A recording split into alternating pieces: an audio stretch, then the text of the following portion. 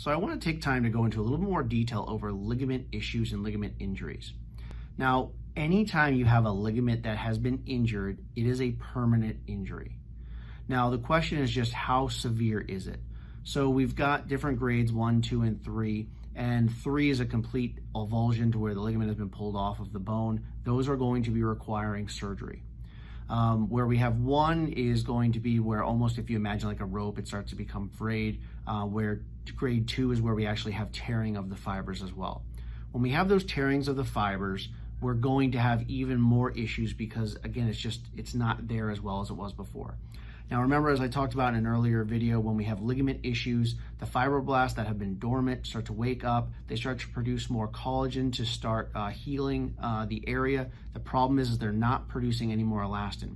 So this ligament will no longer be as flexible as it was before, and it'll be more rigid. The other problem is we get adhesions that form in there. This is due to immature collagen.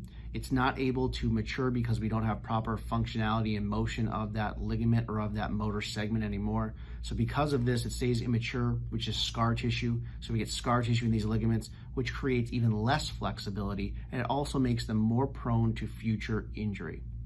So we have to understand all of this because now we know that if someone comes in and they have a ligament injury, or even if they have what has only been diagnosed with a sprain or strain, we know that when we have these ligament things, they're going to be permanent.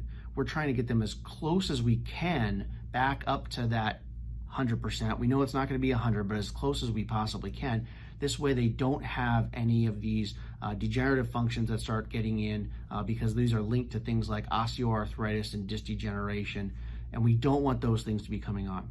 The biggest thing is that according to the latest research, osteoarthritis can set in as soon as 6 months if we have issues with the motor segment and they're not healed properly. So something we don't want to have happen, but you have to understand all of this. So this way you understand where the case is going and what you should be looking for. Because if we know that we have permanency, that means that this person is going to need care for the rest of their life just to be able to stay maintained at where they're at. Now, when I say care for the rest of their life, there's no way of knowing without talking about that specific person how often that could be. For some patients, it might be once a week. For some, it might be once a month. For some, it might be once every 3 months.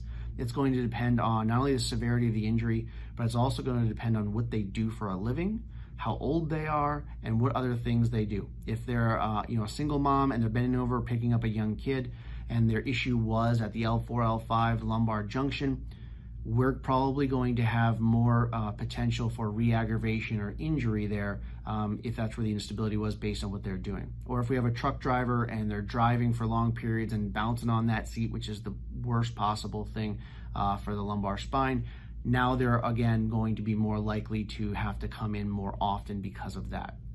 So it makes them more prone to not only have these permanent issues, but also have potential reoccurrence or future injuries. So they're going to need more treatment. So again, it's important for you to know this because now anytime we talk about the insurance, talking about a settlement or going to trial, we have to include all of their future care needs in that monetary settlement as well. So Dr. DeCubellis, if you have any questions, you can give me a call 630-435-6461.